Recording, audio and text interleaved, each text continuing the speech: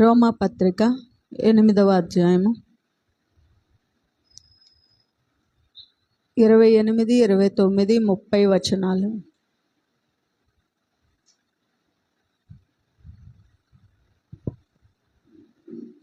దేవుణ్ణి ప్రేమించు వారికి అనగా ఆయన సంకల్పము చొప్పున పిలువబడిన వారికి మేలు కలుగుటకై సమస్తమును సమకూడి జరుగుచున్నవని ఎరుగుదము. ఎందుకనగా తన కుమారుడు అనేక సహోదరులలో జ్యేష్ఠుడగునట్లు దేవుడు ఎవరిని ముందుగా ఎరిగెనో వారు తన కుమారునితో సారూప్యము గలవారవుటకు వారిని ముందుగా నిర్ణయించెను. మరియు ఎవరిని ముందుగా నిర్ణయించెనో వారిని పిలిచెను. ఎవరిని పిలిచెనో వారిని నీతిమంతులుగా తీర్చెను. ఎవరిని నీతిమంతులుగా తీర్చెనో వారిని మహిమపరచెను. ప్రార్థన చేద్దాం. మహోన్నతుడా, సర్వశక్తిమంతుడా, సర్వాధికారి అయిన గొప్ప దేవ, మీ ఘనమైన నామానికి మీకు వందనాలు, స్తుతులు, స్తోత్రాలు. తండ్రిని బిడ్డగా నిలవబడి ఉండగా ప్రభువా, నీ మాటలతో నింపమని అడుగుతున్నాను. నీ వాక్కులు నాయన ఇక్కడ ఉన్న ప్రతి ఒక్కరికి నాయన తండ్రి అర్థమయ్యేటట్లుగా మీ సహాయాన్ని దయచేయండి. మీది కానీ ఏ మాట కూడా నా నుంచి రాకుండా మీరే సహాయం అనుగ్రహించి కృప చూపమని యేసు నామమున అడుగుచున్నాము తండ్రి, ఆమేన్. ఇక్కడ మనం చదువుకున్న వాక్యంలో ఒక మాట ఉంది. ఎందుకనగా తన కుమారుడు అనేక సహోదరులలో జ్యేష్ఠుడగునట్లు దేవుడు ఎవరిని ముందుగా ఎరిగెనో వారు తన కుమారునితో సారూప్యము గలవారవుటకు వారిని ముందుగా నిర్ణయించెను. ఎవరిని ముందుగా నిర్ణయించెనో వారిని పిలిచెను. ఎవరిని పిలిచెనో వారిని నీతిమంతులుగా తీర్చెను. ఎవరిని నీతిమంతులుగా తీర్చెనో వారిని మహిమపరచెను. హల్లెలూయా.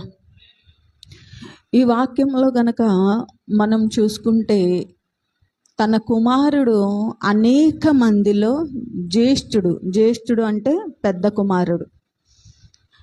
పెద్దవాడు అయ్యేటట్లుగా దేవుడు ఏం చేశాడంటే తనను గురించి ఆయన ఎరిగి ఉన్నాడంట. అంటే తెలుసుకుని ఉన్నాడు. ఒక రకంగా చెప్పాలంటే మనం ఏమనుకుంటామంటే రక్షణ తీసేసుకోగానే దేవుడు మనల్ని ఒకే చేసేసుకున్నట్టు అనుకుంటాం. కానీ దేవుడు మన కోసం తెలుసుకోవాలనుకుంటాడు. ఏం తెలుసుకోవాలనుకుంటాడంటే మనకి ఆయన అంటే ఎంత ప్రేమ ఉంది, ఆయన ఆజ్ఞల మీద మనలో ఎంత ఆసక్తి ఉంది, ఎంత ఇష్టం కలిగి ఉన్నాం, మనము ఆయన చెప్పిన పనిలో ఎంత నిబద్ధత కలిగి ఉన్నాం, బాధ్యత కలిగి ఉన్నాం. ఇవన్నీ కూడా ఆయన స్టెప్ బై స్టెప్ ఆయన తెలుసుకోవాలనుకుంటాడంట. ఇక్కడ చూసుకున్నట్లయితే తన కుమారుని సారూప్యంలో ఎవరినైతే ఆయన ఎరిగి ఉన్నాడో వారిని పిలుచుకుని ఉన్నాడు. దేనికి పిలుచుకొని ఉన్నాడు? ఆయన పని కోసమై ఆయన పిలుచుకుని ఉన్నాడు. ఎవరినైతే పిలుచుకుని ఉన్నాడో వారిని ఆయన నిర్ణయించుకున్నాడు. ఎవరినైతే ఆయన నిర్ణయించుకున్నాడో వారిని దేవుడు నీతిమంతులుగా తీర్చాలని కోరుకుంటూ, అంటే ఒక ప్రాసెస్, ఒక విధానము ఆయన ఇక్కడ చెప్తా ఉన్నాడు. మనం ఏమనుకుంటున్నామంటే బాప్తిజం తీసుకున్న తర్వాత మనం దేవుడి బిడ్డలం అయిపోయామో అని మనం అనుకుంటాం. కానీ మీకు ఒక విషయం చెప్తాను. బాప్తిజం తీసుకోగానే మనము దేవుడి బిడ్డలం అవ్వం. ఇప్పుడు ఒక తండ్రికి, ఒక కుటుంబంలో ఒక తల్లికి తండ్రికి 4 పిల్లలు ఉన్నారు అనుకుందాం. మీకు అర్థమయ్యేటట్టుగా చెప్పడానికి ప్రయత్నం చేస్తా. 4 పిల్లలు ఉన్నారు. 4 పిల్లల్ని ఆ తల్లి తండ్రి ఒకటేలాగా పెంచుతున్నారు, ఒకటేలాగా అన్ని సమకూర్చుకుంటూ వస్తున్నారు. కొన్ని సంవత్సరాలకి అయ్యేటప్పటికి వారు పెద్దవారు అయ్యారు. పెద్దవారు అయిన తర్వాత ఇప్పుడు ఆ తండ్రి ఎవరికి బాధ్యతలు అప్పచెప్పాలి? పెద్ద కుమారుడికే. ఇది నిజం. ఎవరికి, నేను అడిగిన క్వశ్చన్ చాలా స్పష్టంగా ఉందని అనుకుంటున్నా. ఆ తండ్రి ఎవరికి బాధ్యతలు అప్పగించాలి? ఎవరు బాధ్యత పరుడై ఉన్నారో ఆ నలుగురు బిడ్డల్లో వారికి అప్పగిస్తేనే ఆ తండ్రి కరెక్ట్గా తన బాధ్యతనైనా నిర్వర్తించినట్టు. లోకంలో జరిగేది ఏంటంటే, ఎవరు పెద్ద కుమారుడో వాళ్ళకి ఫస్ట్ ఏం చేస్తారంటే బాధ్యతలు అప్పగిస్తారు. కానీ కాదు, అది చాలా తప్పు. బైబిల్ ప్రకారం చూసుకున్నట్లయితే దేవుడు ఇద్దరు కుమారులని తల్లి గర్భంలో ఉండగానే ఆయన నిర్ణయించాడు. ఏమనంటే, ఇస్సాకు భార్య అయిన రెబ్కా గర్భముతో ఉన్నప్పుడు ఆమె ఆ యొక్క గర్భంలో బిడ్డలు కొట్టుకుంటున్న విధానాన్ని బట్టి భరించలేక, బాధను అనుభవించలేక దేవుడి సన్నిధిలోకి వెళ్తే దేవుడు చెప్తున్నారు, వారిద్దరిలో పెద్దవాడు చిన్నవానికి దాసుడవుతాడు. ఎందుకు దాసుడవుతాడు అంటే, బాధ్యత కలిగి ఉన్న కుమారులు కావాలి దేవునికి. బాధ్యత కలిగి ఉన్న వ్యక్తి ఎవరు అంటే అక్కడ యాకోబు. ఏశావు ఆహారం కోసం తన జ్యేష్ఠత్వాన్ని అమ్మేసుకున్నాడు. అర్థమైందా మీకు? ఈరోజు మన మందిరం అనే కాదు, ఈరోజు చాలా మంది బిడ్డలు ఉన్నారు బాప్తిజం తీసుకున్న వాళ్ళు.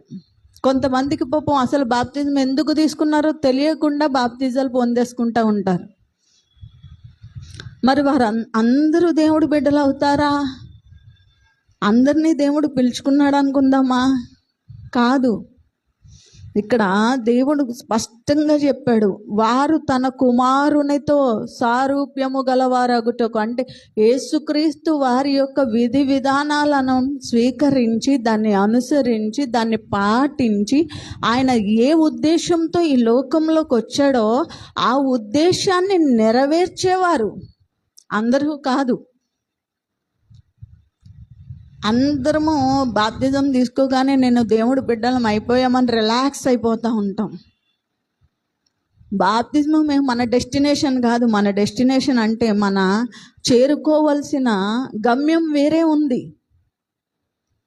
కానీ బాప్తిజమే మన డెస్టినేషన్ అనుకుని అక్కడ ఆగిపోతున్నాం. అది గమ్యం కాదు. దేవుళ్ళో బాప్తిజం తీసుకుంటే మనము దేవుని బిడ్డలం అయినట్టు కాదు, దేవుని సన్నిధికి వెళ్ళిపోతామని కాదు. చాలామంది చెప్పే విధానం కూడా ఎలా ఉంటుంది అంటే, బాప్తిజం తీసుకోగానే నువ్వు పరలోకానికి మనకి ఆ వే వచ్చేసింది అనుకుంటారు. రాదు. ఇక్కడ ఒక ప్రాసెస్, బైబిల్ ఏది చెప్తుందో అది ఖచ్చితంగా వారి జీవితంలో జరిగితేనే అది నెరవేర్చబడుతుంది. దాని విషయమై ఇక్కడ ఏమంటున్నాడు, ఆయన కుమారునితో సారూప్యము గలవారు అగుటకు వారిని దేవుడు ఏం చేశాడంట, ముందుగా నిర్ణయించిన తర్వాత పిలిచాడు. ఇప్పుడు ఒక జాబ్కి ఇంటర్వ్యూస్ రిలీజ్ చేస్తారు. రిలీజ్ చేసిన తర్వాత అప్లై చేసుకున్న వాళ్ళందరూ జాబ్కి అర్హులైపోతారా? కాదు. అదేంటి, జాబ్ ఉంది అని చెప్పి వాళ్ళు అనౌన్స్మెంట్ ఇచ్చి మనకి ఇన్విటేషన్స్ ఇస్తున్నారు. ఇన్విటేషన్స్ ఇచ్చిన వారు అందరూ కూడా జాబ్కి అర్హులు కాదు.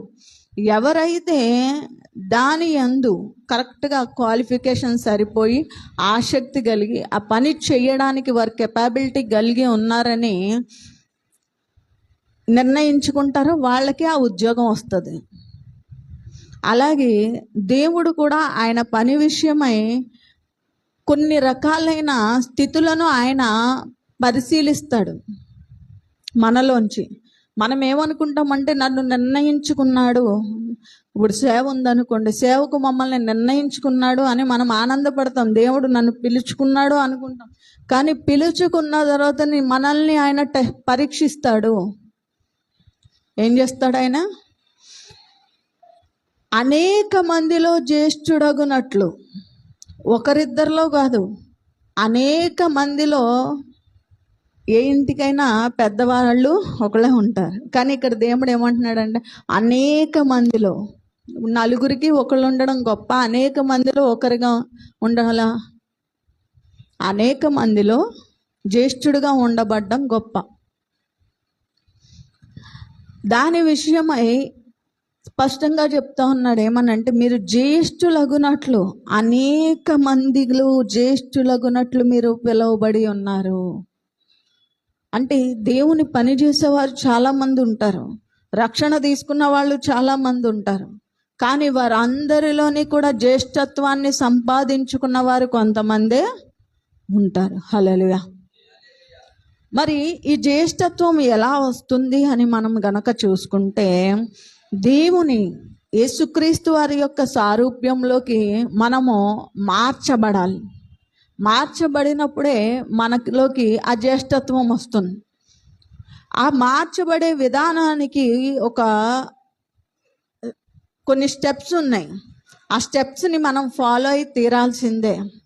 మనం ఏమనుకుంటామంటే, ఈ దేవుడు నన్ను పిలుచుకున్నాడు కాబట్టి, సేవకైనా దేవుని పనిలోకైనా దేవుడు నన్ను పిలుచుకున్నాడు కాబట్టి దేవుడే సమస్తమును జరిగిస్తాడు అని మనం అనుకుంటాం. మీకు ఓ విషయం చెప్తాను, జరిగించడు. నువ్వు చేస్తావా లేదా, నువ్వు ఎంతవరకు బాధ్యత కలిగి ఉన్నావో, నువ్వు అసలు ఎంతవరకు నీ సామర్థ్యాన్ని ఉపయోగించుకుంటున్నావు, నువ్వు ఎంతవరకు దేవుడి చిత్తాన్ని పట్ల, నా చిత్తం, నా ఆలోచన, ఇది ఇప్పుడు మనం ఆలోచించిన విధానం ఉంటుంది. మనం ఏదైనా ఒక పని చేయాలనుకోండి, చేస్తాం. ఎందుకు? ఆ ఆసక్తి మనలో ఉంది కాబట్టి. అదే ఎవరైనా చెప్పిన పని చేయాలనుకోండి, అంత బాధ్యతగా ఉంటామా? అంత రెస్పాన్సిబిలిటీ తీసుకుంటామా? అంత బాధ్యత మనం తీసుకుంటామా? తీసుకోం. దేవుడు ఈ విషయంలో చాలా నిబద్ధత కలిగి ఉంటాడు. ఆయన దేవుడు చెప్పిన పనిలో నువ్వెంత బాధ్యత కలిగి ఉన్నావు, ఎంత బాధ్యత కలిగి నువ్వు దాన్ని స్వీకరించావు, ఆ పని చేయడానికి ఎంత బాధ్యతతో నువ్వు నిర్ణయించుకున్నావు. మనమేమనుకుంటామంటే, దేవుడు అప్పగించిన పని కాబట్టి ఆయనే చూసుకుంటాడు, ఆయనే చేసుకుంటాడు అని మనం అనుకుంటాం. లేదు, అలాగే ఎప్పటికీ జరగట్లేదు ఎక్కడా కూడా.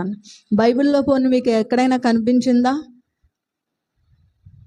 ఎక్కడైనా దేవుడు ఒకరిని పిలుచుకున్న తర్వాత ఆయనే వాళ్ళ పనులు చేసేసినట్టుగా ఎక్కడైనా కనిపించిందా? మరి ఎందుకు మనం అలాగా మనమే అపవాది తీసుకొచ్చి ఆలోచనకి అవకాశం ఇస్తున్నాం? దేవుడే చూసుకుంటాడు, ఆయన పని దేవుడే చేసుకుంటాడు. దేవుడే లేదు. మీరు ఫీజు కట్టగానే మీ పిల్లలు ఇంజనీర్లు అయిపోతారా? మీరు ఫీజు కట్టగానే మీ పిల్లలు డాక్టర్స్ అయిపోతారా? కాలేజీలో వేసేయగానే వాళ్ళకు ఉద్యోగం వచ్చేస్తుందా? రాదు. వాళ్ళ కెపాబిలిటీ, వాళ్ళు దానికి తగిన సామర్థ్యాన్ని సంపాదించుకోవాలి. సంపాదించుకుంటేనే, దానికి అర్హత వాళ్ళు పొందుకుంటేనే వాళ్ళు చేయగలరు. అలాగే ఇప్పుడు దేవుని పనికి కూడా మనకి దేవుడు ఒక అర్హత ఇవ్వాలనుకుంటాడు. అర్హత ఇవ్వాలంటే ముందు మనం ఏం చేయాలి? ఆయన మనకు అప్పగించిన బాధ్యతను మనము స్వీకరించాలి. ఎలా స్వీకరించాలి? ఉద్యోగం రాగానే ప్రమోషన్ ఎవరు కూడా ఇవ్వరు. ఉద్యోగం రావాలి అంటేనే ఇంటర్వ్యూ జరగాలి. అలాగే దేవుడి పనిలో కూడా మనం పెట్టుకున్న అపోహ ఏంటి అంటే, ఆయనే చూసుకుంటాడు, పిలుచుకున్నవాడే సమస్తమును చూచుకుంటాడు. మన దగ్గర ఉన్న రక్షణను కాపాడుకోవాల్సిన బాధ్యత మన మీద ఎంత ఉందో, దేవుడు అప్పగించిన పనిలో ఫస్ట్ ప్రిఫరెన్స్ ఇవ్వడంలో కూడా అంతే బాధ్యత మనకి ఉండాలి. దేవుడు మనలో ఉన్న సామర్థ్యం ఆయనకు తెలుసు, మన శక్తి ఆయనకు తెలుసు, మన బలం ఆయనకు తెలుసు, మన స్థితిగతులు ఆయనకి తెలుసు.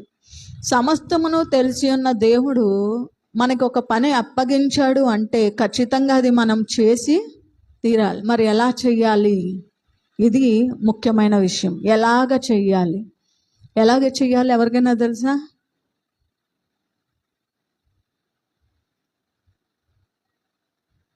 ఎలాగ చేయాలి అంటే, మన బిడ్డల విషయంలో మనం ఎలాగ చేస్తామో, మన తల్లిదండ్రుల విషయంలో మనం ఎలాగ చేస్తామో, అంతకన్నా ఎక్కువగా దేవుడు అప్పగించిన పనిని మనం పూర్తి చేయడానికి ఇష్టపడాలి.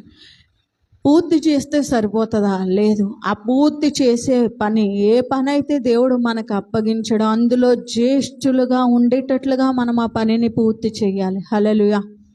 ఎలా ఉండాలి? ఫస్ట్ క్లాస్లో ఉండేటట్లుగా మనం ఆ పనిని పూర్తి చేయాలి. మరి ఫస్ట్ క్లాస్ స్టూడెంట్కి కష్టం ఎక్కువ ఉంటుంది. ఫస్ట్ క్లాస్ రావాలంటే ఎక్కువ కష్టపడాలి, ఎక్కువ చదవాలి, ఎక్కువ నేర్చుకోవాలి, ఎక్కువ వినాలి, ఎక్కువ తెలుసుకోవాలి. చాలా పని ఉంటుంది. అదే ఏదో పాస్ అయిపోయాంలే అని వెళ్ళిపోయేవారు పెద్ద కష్టపడక్కర్లేదు. ఒక్కొక్క దగ్గర నుంచి కొంత సమాచారం సేకరిస్తే చాలు లెసన్స్లో. కానీ ఇక్కడ దేవుడు చెప్పింది జ్యేష్ఠులు అవ్వాలి. ఆయన పిలుచుకున్నాడు కదా, ఆయనే చూసుకుంటాడంటే వాళ్ళు జ్యేష్ఠులు అవుతారా? అవ్వరు. జ్యేష్ఠులు అవ్వాలంటే ఏం చేయాలి? యాకోబు జ్యేష్ఠుడుగా దేవుడు దీవించిన తర్వాత దేవుడు ఏది చెప్తే అది అతను చేశాడు. ఏది చెప్తే అలా, ఎలా ఉండమంటే అలా, ఎలా జీవించమంటే అలా. యోసేపు జ్యేష్ఠుడిగా ఉండడానికి పిలవబడ్డంతో అయిపోలేదు కదా. అతను జ్యేష్ఠత్వాన్ని పొందుకునేదాకా, జ్యేష్ఠుడిగా ఉండడానికి ఆ అర్హత సాధించేదాకా అతను చేయాల్సిన ప్రయత్నాలన్నీ అతను చేస్తూనే ఉన్నాడు.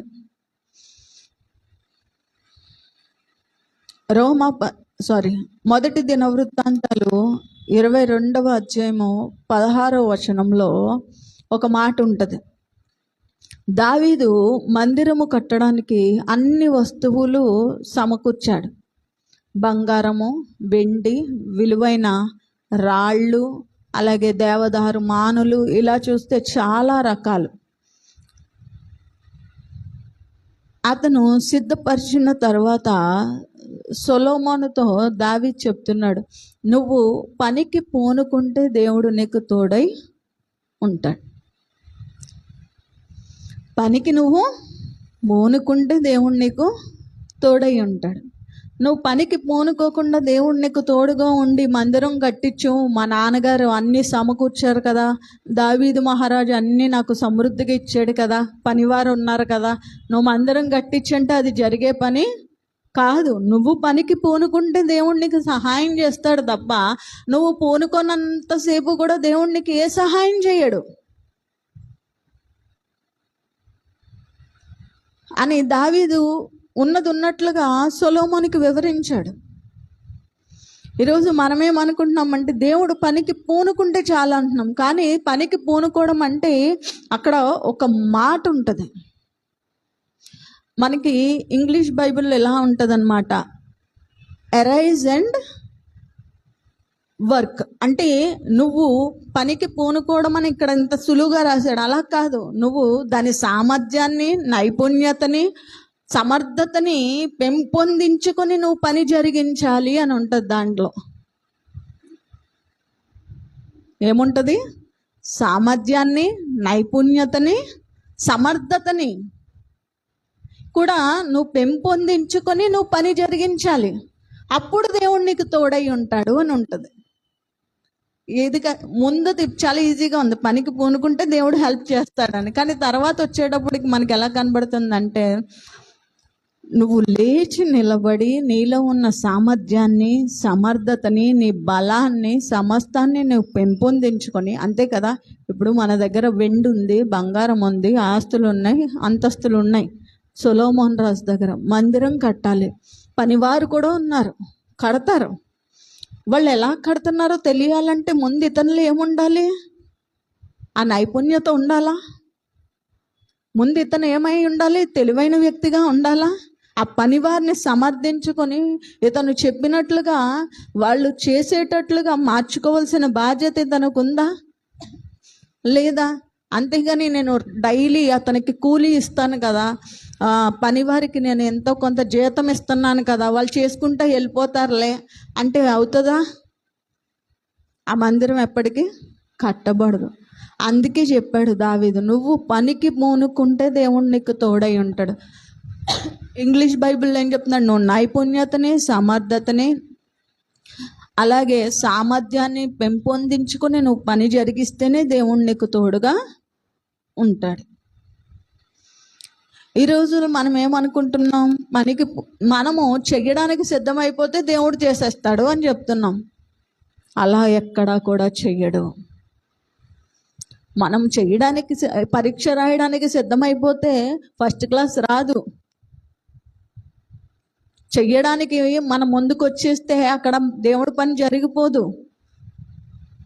దేవుడు చిత్తాన్ని సరిగ్గా అర్థం చేసుకుంటేనే దేవుడి పని జరుగుతుంది. దాన్ని మనం స్వీకరించాలి.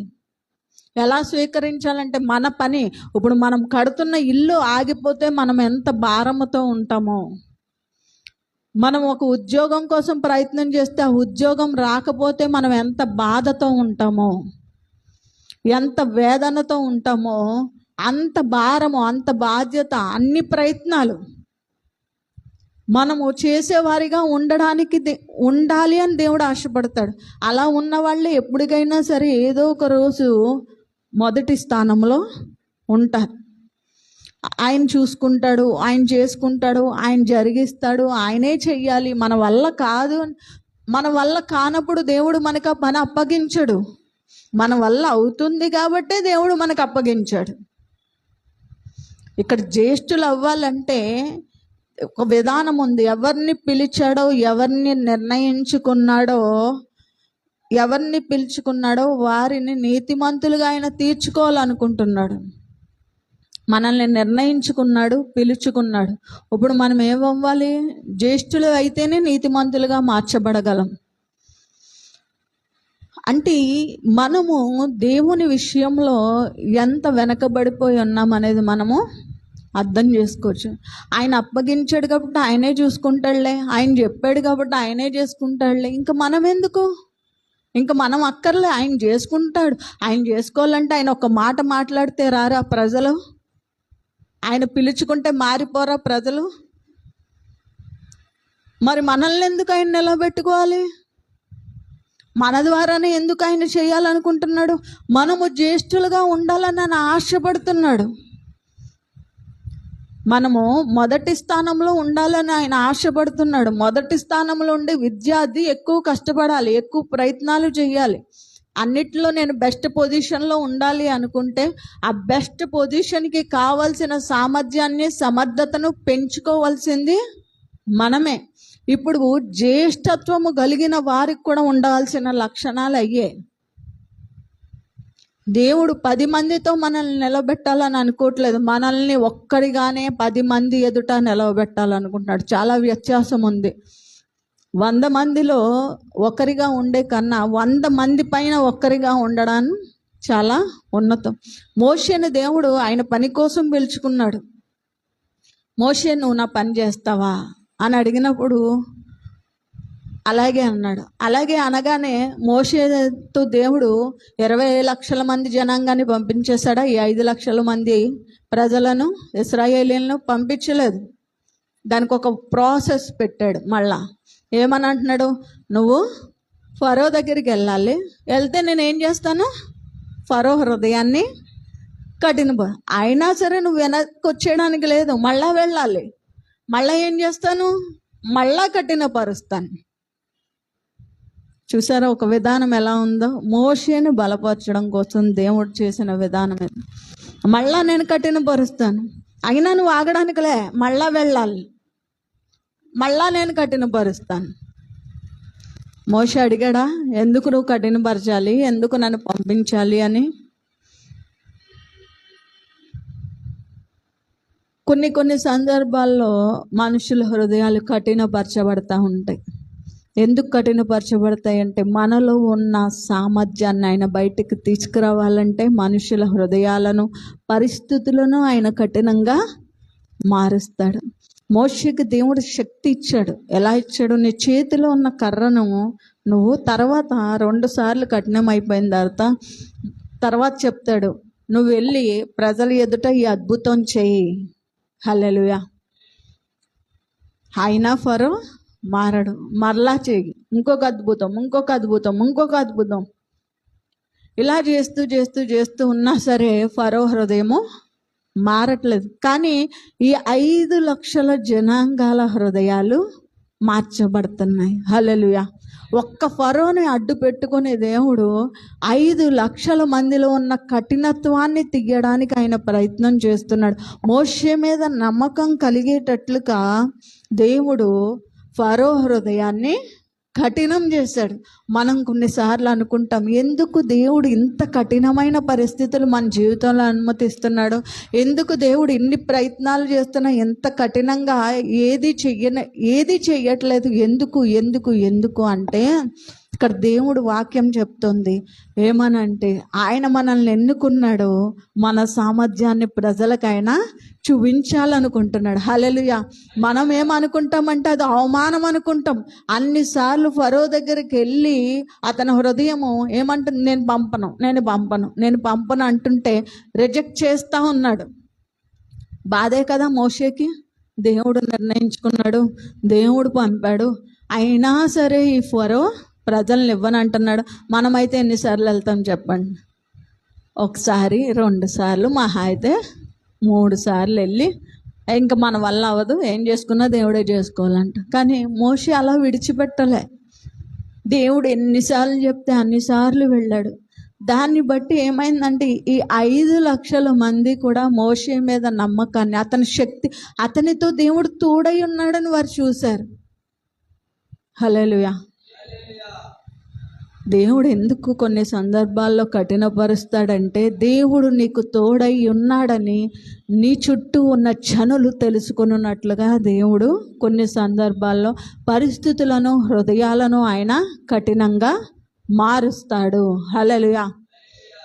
దేవుడు పని త్వరగా అయిపోతుందని మనం అనుకుంటాం, కానీ కొన్ని సందర్భాల్లో త్వరగా అవ్వట్లేదు. అంటే మనల్ని చూసి జనులు భయపడాలని దేవుడు అటువంటి కార్యాలను చేస్తూ ఉంటాడు.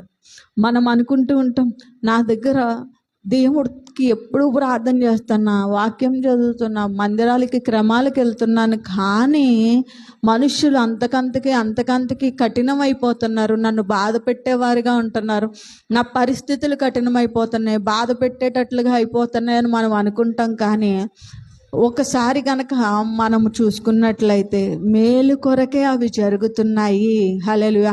దేవుని ఉద్దేశాలు మన జీవితంలో మేలుకరమైనవే, కానీ అవి హాని కలిగించేవి కాదు.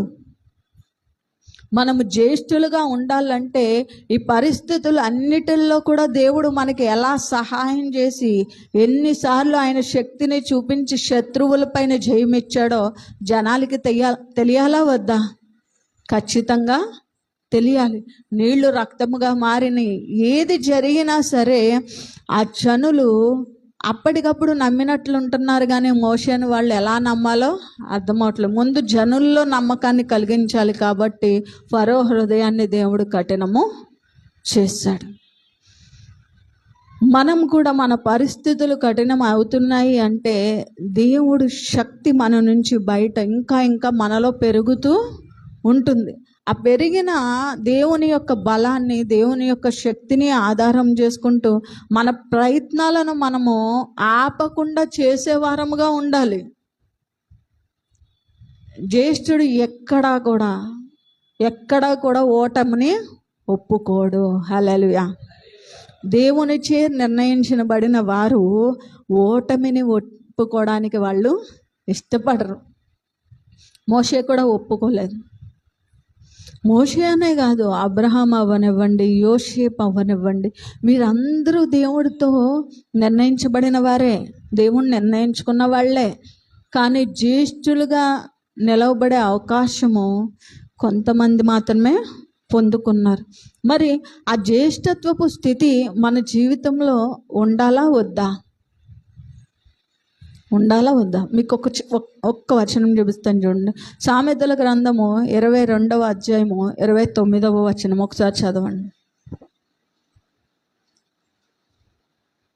22వ అధ్యాయము సామెతల గ్రంథము 29వ వచనము.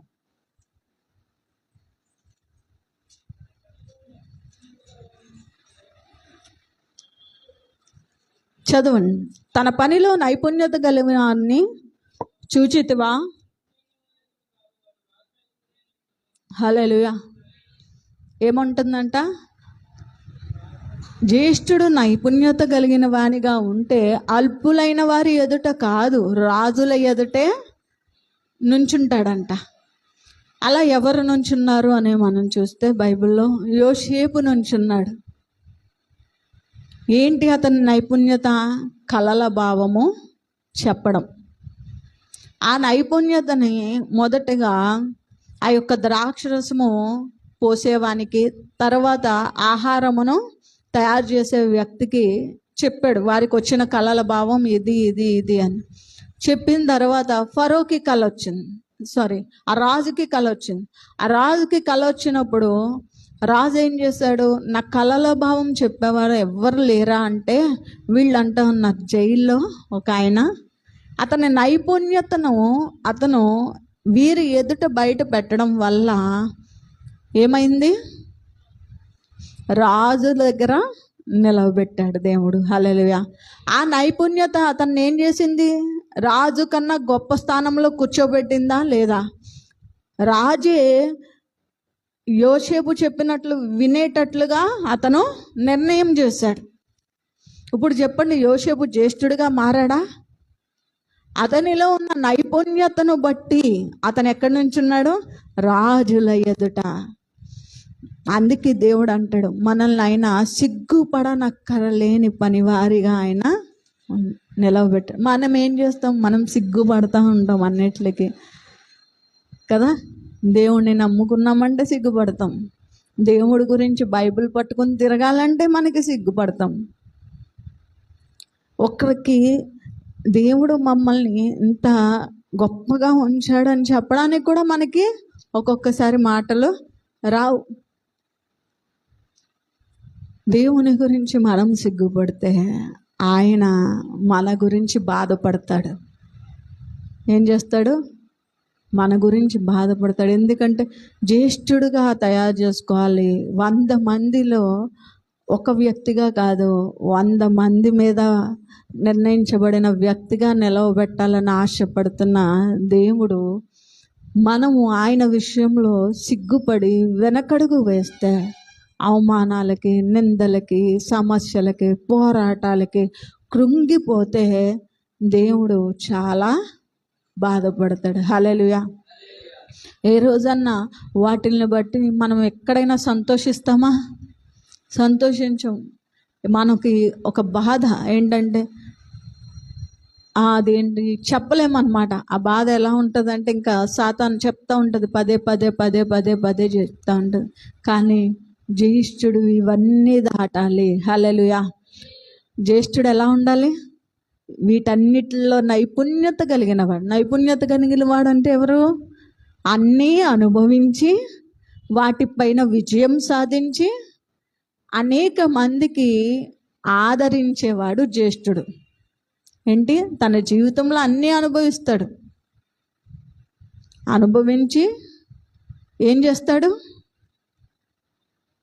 అన్నీ అనుభవించి 10 మంది ఎదుట కాకుండా 100 మందికి తనకు ఎవరైనా ఏదైనా ఒక కష్టంతో వచ్చారు, ఒక బాధతో వచ్చారు, ఒక సమస్యతో వచ్చారు, ఒక పోరాటంతో వచ్చారు, ఒక ఇబ్బంది వచ్చారు, దీనికి ఇలా వెళ్ళు, దీనికి ఇలా చేద్దాం, దీనికి ఇలా వెళ్దాం, ఇది ఇలా చేస్తే మంచిగా ఉంటుంది అని ఇలా ఎందుకు చెప్పగలుగుతున్నారు? ఆ అనుభవం, ఆ నైపుణ్యత దేవుడు ఆ సమర్థత వారిలో ఉంచారు కాబట్టి.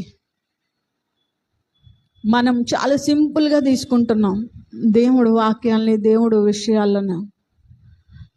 దేవుడు చెప్పిన మాటకి మనలో ఉన్న ఆలోచనకి అసలు సంబంధమే ఉండట్లేదు. ఎందుకు ఉండట్లేదంటే మనము వాక్యాన్ని పైనే చూస్తున్నాం కానీ వాక్యపు లోతులను మనం అబ్జర్వ్ చేయట్లేదు,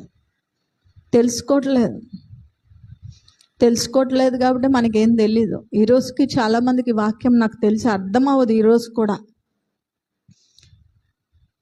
మాకేంటి ఏం అర్థం అవ్వట్లేదు అనుకుంటా. ఎందుకు అర్థం అవ్వట్లేదు తెలుసా? అసలు దేవుణ్ణి మనము ఇంకా సరిగ్గా ప్రార్థన చేసే విధానమే మనకు రాలేదు కాబట్టి దేవుడు వాక్యం మనకు అర్థం అవ్వట్లేదు. దేవుడు ప్రేమ ఇంకా మన దగ్గరికి రాలేదు కాబట్టి ఇంకా మనకి దేవుడు వాక్యము అర్థం అవ్వట్లేదు. దేవుళ్ళో ఉన్న ఆ యొక్క అనుభవము, ఆయన అనుభవించిన ఇబ్బందులు మనకు పూర్తిగా అవగాహన లేదు కాబట్టి మనకి అర్థమవట్లేదు. కానీ ఇవన్నీ జ్యేష్ఠుడు అర్థం చేసుకోగలడు. హల్లెలూయా. ఇవన్నీ ఎవరు అర్థం చేసుకుంటారు? జ్యేష్ఠులు అర్థం చేసుకుంటారు. కొన్ని సమస్యలకి పరిష్కారం చెప్తూ ఉంటాం. చెప్పినప్పుడు అనుకుంటుంటారు వీరికి అన్నీ తెలుసా అనుకుంటారు కదా. చాలామందికి ఉన్న ఆలోచన వీళ్ళకి అన్నీ తెలుసా? నిజంగానే తెలుసు, అన్నీ తెలుసు.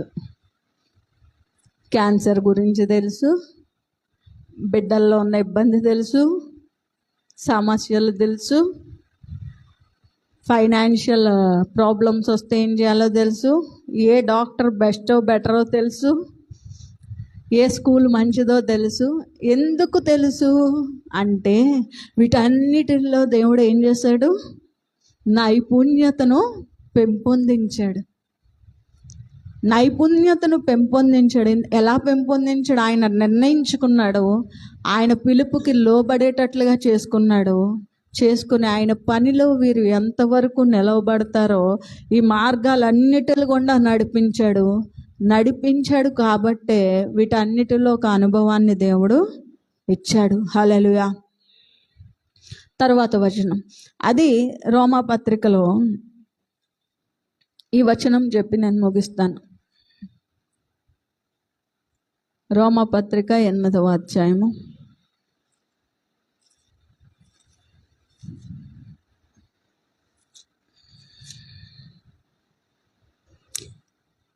నీతిమంతులుగా తీర్చెను. ఎవరిని నీతిమంతులుగా తీర్చెను? వారిని మహిమపడు. నీతిమంతులుగా తీర్చకుండా దేవుడు ఎవరిని కూడా ఆయన ఉన్నతమైన స్థితిలో నిలబెట్టడు. మరి మన నీతి ఎప్పుడు తెలుస్తుంది? దేవునికి మన నీతి ఎప్పుడు తెలుస్తుందంటే కష్టకాలంలో తెలుస్తుంది. కష్టకాలంలో ఎంత కష్టం అంటే మనకి తినడానికి తిండి లేని సమయంలో కూడా మనము దేవుణ్ణి విడిచిపెట్టకుండా ఉంటున్నామా లేదా? మనల్ని అవమానిస్తున్నా, బాధ పెడుతున్నా కూడా మనం దేవుణ్ణి నిందించకుండా, దేవుణ్ణి ఇబ్బంది పెట్టకుండా, దేవుడు నాకు సహాయం చేయగలడు అని చూస్తూ ఎవరి దగ్గర అబద్ధం ఆడకుండా, కష్టకాలంలో మోసం చెయ్యకుండా, ఒకరిని బాధ పెట్టే మాటలు అనకుండా నిలవబడుతున్నామా లేదా? ఈ అన్ని పరిస్థితుల్లోని కూడా దేవుడు ఆయన బిడ్డలను, నిర్ణయించుకున్న వారిని, పిలుచుకున్న వారిని ఆయన ఖచ్చితంగా ఈ పరిస్థితులు అన్నిటిలో కూడా పరీక్షిస్తాడు. అంతే కదా. సమృద్ధిలో దేవుణ్ణి స్తుతిస్తాం, లేమిలో స్తుతించిన వారే నిజమైన భక్తులు. మనకు అన్ని అనుకూలంగా ఉంటే దేవుణ్ణి గణపరుస్తాం, అన్ని ప్రతికూలంగా ఉన్నప్పుడు దేవుణ్ణి గణపరిచిన వారే నిజమైన భక్తులు. పగలంతా దేవుని కోసం ఎన్నన్నా చెప్తాం, హోల్ నైట్ ప్రేయర్లో కూర్చున్నప్పుడే తెలుస్తుంది మన భక్తి, మన యొక్క స్థితి ఏంటి అనేది, దేవుని మీద మనకున్న భక్తి ఏంటి అనేది హోల్ నైట్ ప్రేయర్లోనే అర్థమవుతుంది. ఫ్యాన్ లేనప్పుడే మన భక్తి ఏంటనేది అర్థమవుతుంది. నడి రోడ్డు మీద నుంచొని ఆరాధించాల్సి వచ్చినప్పుడే మన భక్తి ఏంటనేది అర్థమవుతుంది. పోరాటాలు వచ్చి మనల్ని మందిరంలో కూర్చోబెట్టకుండా మీరు ఆరాధించడానికి కూడా వీల్లేదు అన్నప్పుడు కూడా ఆరాధిస్తాం చూడండి, అప్పుడు మన భక్తి ఏంటో మనకి అర్థమవుతుంది. నీతిమంతులు ఈ పరిస్థితులు వేటిని కూడా వారు లెక్క చేయరు. హల్లెలూయా. వారు అందుకే దేవుడు కొంతమంది సేవకులను చాలా ఉన్నతముగా దీవిస్తూ ఉంటాడు. ఎందుకు దీవిస్తాడంటే వీరి ఈ పరిస్థితులను ఏవి కూడా వారు లెక్క చేయరు.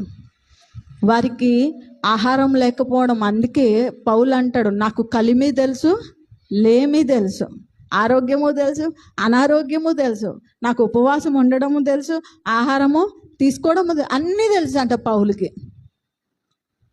మరి ఈరోజు మనకు అన్నీ తెలుసా?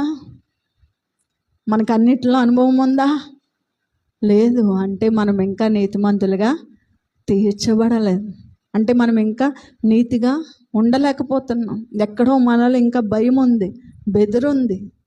మొన్న మన పరిచర్యలో ఆదివారం, లాస్ట్ ఆదివారం ఒక చిన్న విషయం జరిగింది, ఒక చిన్న ఇన్సిడెంట్ జరిగింది. అందరూ కంగారు పడ్డారు, వీక్ అయిపోయారు, బలహీనం అవుతారు, భయపడ్డారు కూడా.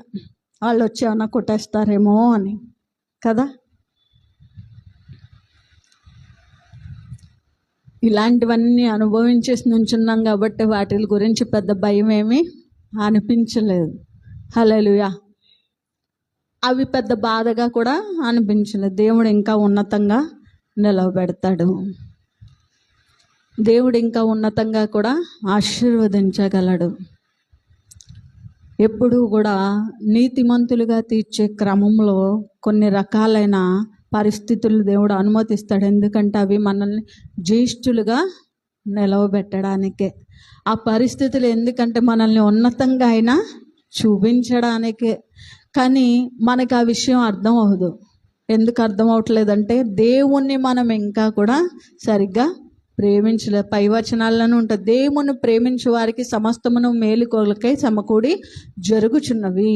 ఆయన్ను ప్రేమించే వారికి, అందరికీ కాదు, అందరినీ ఆశీర్వదించడు. ఆయన ప్రేమించే వారి దగ్గర నుంచి ఆయన మహిమ తెచ్చుకోవాలని ఆశపడతాడు. ఆయన పనిని ఇష్టంగా స్వీకరించి బాధ్యత కలిగి చెయ్యాలి అని ఎన్ని పోరాటాలు వచ్చినా ఆపకుండా ప్రయత్నం చేసేవారిని ఆయన నిలవబెట్టాలని ఆశపడతాడు. ఎవరో చూసుకుంటారు, ఏదో చేస్తారో అనుకునే వారిని దేవుడు ఆశీర్వదించడు. వారిని జ్యేష్ఠులుగా వారిని దేవుడు స్వీకరించడు. ప్రార్థన చేద్దాం. మహోన్నతుడ సర్వాధికారి అయిన దేవా, మీ గొప్ప నామానికి మీకు వందనాలు, స్తుతులు, స్తోత్రాలు. అవును ప్రభువా, మీరు జ్యేష్ఠులుగా ఉండుట కొరకు మమ్మల్ని పిలిచి ఉన్నారు. మీ పనిలో పాత్రలుగా మమ్మల్ని నడుపుకుంటా ఉన్నారు. మీకు స్తోత్రాలు తండ్రి. జ్యేష్ఠుల పట్ల నీ ఉద్దేశాలు ఏమై ఉన్నాయో ప్రభువా తండ్రి, నాయనా నీవు కొన్ని విషయాలు బయలుపరిచి వాటిని చెప్పడానికి సహాయం చేశారు. మీకు వందనాలు. వెత్తబడిన వాక్యం ప్రతి ఒక్కరి జీవితంలో కూడా కార్యము చేయులాగిన కృప చూపించమని యేసు నామమున అడుగుచున్నాము తండ్రి. ఆమేన్.